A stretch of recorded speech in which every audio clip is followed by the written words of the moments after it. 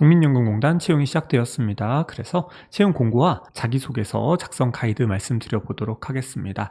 영상 후반부에는 여러분들께서 자기소개서 작성에 조금이나마 참고가 되실 수 있도록 이번 자기소개서 문항에 대한 우수 샘플을 공자면접이 직접 작성해서 배포하는 이벤트에 대한 설명도 드리도록 하겠습니다. 다만 샘플만 그냥 가져가시기보다는 샘플과 공자면접의 자소서 작성 가이드 함께 참고하심으로써 자기소개서를 왜 이렇게 썼는지 혹은 어떻게 쓰셔야 되는지, 여러분들이 보유하신 경험을 가지고는 어떻게 풀어나가셔야 되는지 등 이번 국민연금공단 지원을 해보시면서 자기소개서 실력을 높이시는 과정으로서 이번 채용을 한번 경험해보시는 건 어떨까라고 생각을 합니다. 그래서 채용 공고에 대해서 우선 간단하게 살펴보도록 하겠습니다. 2023년도 하반기 국민연금공단 채용 인원은 총 114명입니다. 사무직은 82명, 심사직 8명, 전산직 17명, 기술직 7명입니다. 정말 아쉽게도 6급 갑 사무직의 경우 전국권은 한 명도 뽑지 않다라는 점이 상당히 아쉽긴 합니다만, 그래도 지사 단위로 28명을 채용을 하니까 참고해 주시고요. 6급 을의 경우에는 전국 단위로 12명을 채용한다라고 참고해 주시면 될 것 같습니다. 6급 갑 지사로 지원하시는 분들이 가실 수 있는 지사별 TO입니다. 강원권, 충북권, 충남권, 경북권, 경남권까지. 아쉽게도 수도권이 좀 없어서 많은 분들이 좀 지원을 좀 고민하실 것 같기는 합니다만, 오히려 비수도권에 거주하고 계신 분들에게는 또 기회가 되지 않을까라고도 생각을 합니다. 네, 서류 전형 기준에 대해서 말씀을 드려보도록 하겠습니다. 6급 갑 사무직 분들하고 심사직, 전산직, 기술직, 6급 을 사무직, 그래서 6급 갑 사무직 분들과 그리고 이제 다른 직렬 분들의 평가 항목이 다소 차이가 있다라는 점 우선 확인하시고요. 선발 인원은 채용 예정 인원의 10배수만 합격을 하실 수가 있습니다. 상당히 서류 합격 배수가 타 기관들과 비교했을 때는 상당히 낮다라는 점을 확인하실 수가 있죠. 서류 전형 세부 기준입니다. 우선 자기소개서는 20점이나 배점이 되어 있습니다. 사실 국민연금공단이 원래는 자기소개서 비중이 10점밖에 되지 않았습니다만 작년부터 자기소개서 비중이 서류 전형에서 높아졌습니다. 20점까지 높아졌고요. 최대 800자 쓰셔야 되고 내문항 작성을 하셔야 합니다. 직무 관련 교육사항은 6급 갑 사무직 분들은 20점, 나머지 직렬분들은 30점이 들어갑니다. 직무 관련 자격사항은 50점이 들어갑니다. 그래서 인정 자격증도 직렬별로, 분야별로 나와 있으니까 참고하셔서 여러분들이 보유하고 계신 자격증이 있으시다면 반드시 기재하셔서, 이 정량적인 50점이라고 한다면 낮은 점수가 절대 아니기 때문에 반드시 여러분들이 가지고 계신 자격증이 있으신다면 기입하셔서 가점 점수 꼭 받으시기 바랍니다. 그리고 마지막 네 번째로 6급 갑 사무직의 경우에만 공인 어학 성적 토익 700점 이상 혹은 토플 79점, 탭스 264점 이상이신 분들은 어학 성적에서 10점을 받으실 수 있다라는 점도 말씀을 드립니다. 네, 이제 자소서 작성 가이드 말씀드려 보도록 하겠습니다. 1번 문항은 공단의 인재상 중 지원자와 가장 가까운 유형을 선택하고 그 이유를 기술해야 되는 문항입니다. 인재상과 관련된 문항은 다른 공공기관에서도 상당히 많이 출제가 되죠.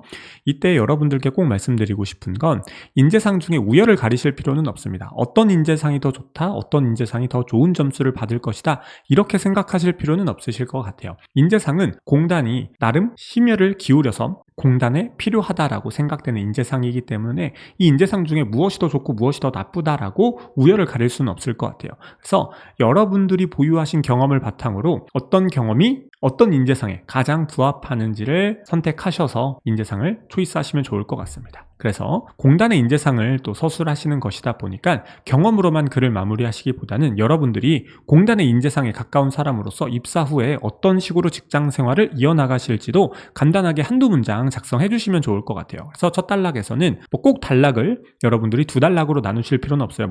경우에 따라서는 세 단락까지 나누셔도 될 것 같고요. 이 부분은 이제 여러분들이 작성하시는 흐름이나 혹은 여러분들만의 방식에 따라서 구분하시면 되지, 제가 말씀드리는 가이드를 고지고대로 따르시진 않으셔도 됩니다. 첫 번째 단락은 여러분들께서 가장 가깝다고 생각하는 인재사항 말씀해 주시고 관련 경험 설명해 주시면 좋을 것 같아요. 그래서 여러분들이 가장 가깝다고 생각하는 인재상이 무엇이며 그렇게 생각하시는 이유, 그리고 그 인재상에 가깝다라는 것을 증명할 수 있는 관련 경험에 대해서 상황 설명하시고 당시 여러분들께서 맡으신 과업이나 역할 설명하신 후에 두 번째 단락에서는 여러분들이 인재상의 모습을 보일 수 있는 여러분들의 행동 과정 노력 보여주시면 좋을 것 같습니다. 그래서 해당 경험 안에서 여러분들이 인재상에 부합한다는 것을 보여주실 수 있는 본인의 행동 과정 노력 적어주시고 필요시 왜 그렇게 행동을 하셨으며 또 필요시 주변인들의 반응이나 예상치 못한 문제 발생, 해결 과정 적어주시면 좋을 것 같고요. 그를 통해서 여러분들이 어떤 결과나 성과를 내셨으며 해당 인재상의 모습을 갖추고 있는 지원자로서 입사 후에 어떤 모습으로 직장 생활에 임할 것인지까지 작성을 해주시면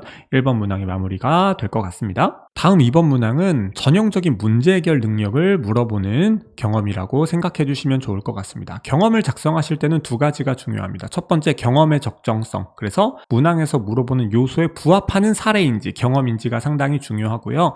두 번째는 그 사례나 경험 안에서 여러분들의 행동 과정 노력을 최대한 자세히 서술해 주셔야 됩니다. 그래서 기존의 방식이나 태도에 어떤 문제가 있어야겠죠. 그래서 여러분들이 기존 방식이나 태도에 어떤 문제를 확인을 하셨고 발견하셨고 그리고 그러한 문제를 개선하시기 위해서 어떤 노력을 하셨는지를 적어주시면 좋을 것 같습니다. 다소 평이한 문제 해결 능력을 보여주시는 문항이라고 생각이 됩니다. 그래서 첫 번째 단락에서는 관련 경험을 설명해 주시면 됩니다. 어떠한 비효율이나 불합리한 문제를 어떻게 해결하셨는지 적어주시고 해당 경험의 상황을 설명해 주시고 당시 본인이 맡은 과업이나 역할을 설명해 주신 다음에 기존 방식에서 어떤 비효율이나 불합리가 있었는지 혹은 여러분들이 어떻게 그러한 문제를 발견하셨는지 적어주시면 좋을 것 같고요. 두 번째 단락은 문제 해결 과정을 적어주시면 좋을 것 같습니다. 그래서 해당 문제 원인을 어떻게 찾으셨으며 그를 통해 여러분들이 찾으신 대안은 무엇이었고 그 대안을 실제 문제 해결을 위해서 어떻게 현실화하셨는지 혹은 해당 대안을 어떻게 문제에 적용하셨는지 적어주시고 그리고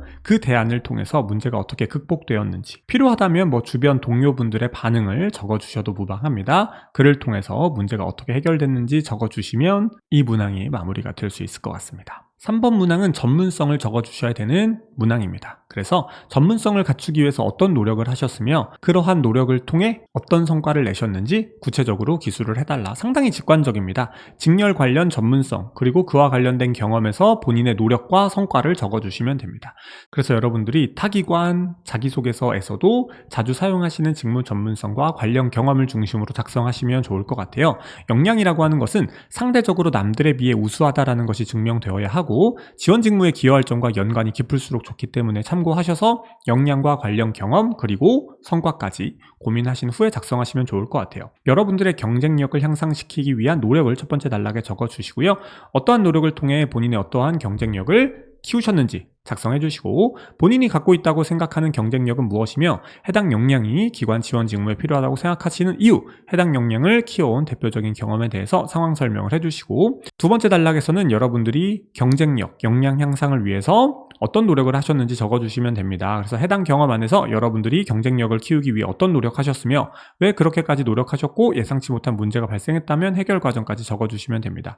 그를 통해서 거둔 결과와 성과 적어주시고 만일 필요하다면 분량이 남으신다면 입사 후 포부, 해당 역량을 입사 후에 어떻게 발휘하실지까지 적어주시면 이 문항이 마무리가 될 것 같습니다. 마지막 4번 문항입니다. 개인 간 또는 집단 생활 속에서 느끼는 어려움을 적어주시고요. 그를 극복하기 위해 노력했던 경험과 결과를 적어주셔야 합니다. 다소 좀 생소할 수 있는 문항인데 일단 개인 간 혹은 집단 생활 속에서 라고 적혀 있었기 때문에 대인관계 능력이나 조직이해 능력 중에서 여러분들이 좀 느끼셨었던 어려움을 극복하기 위한 노력을 보여줄 수 있는 경험을 적어주셔야 될 것 같아요. 조직 적응이나 개인 간의 어떤 관계에서 물론 이제 집단 생활 속에서도 집단에 소속되어 있는 동료들과의 관계에서 발생하는 어려움을 적으실 수도 있겠죠. 혹은 조직 생활 중에서 발생하는 어려움 중에 어떤 업무적인 어려움이나 적응의 어려움을 적으셔도 무방하겠죠. 그래서 개인과의 관계나 집단 생활 속에서 겪으셨던 어려움을 적어주시고 그를 극복하기 위한 노력까지 함께 작성하시면서 문항을 마무리해 주시면 좋을 것 같아요.